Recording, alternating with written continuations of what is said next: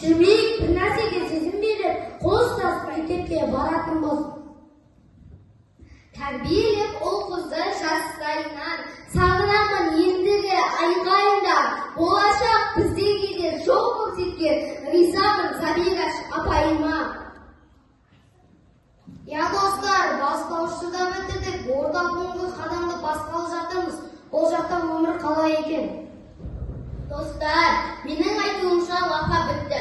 Біз 5 сыныпқа өттік. 5 сыныпта бір апай емес, түрлі апайлар еді. Бізде еркелетпейді, көп ұстады. Жоғары сыныптың апайлары қатал. Алгебра, география деген пәндер оқып үйренем дегенше, миымыз су болып кететін болды ғой. Енді бізге асханадан тегін тамақта бермейтін болды. Күніне 6-7 сабақ болады. 6-нан кешке дейін сабақ оқимыз. Енді омырау кезінде дәмсе жүре алмайды болып, жүре қалсақ сендер бастаушы сыныптың оқушы емес нағылы, тек ұрсада шығар. Достар, уайымдамаңдар, бәрі жақсы болады. Bari жақсы болады.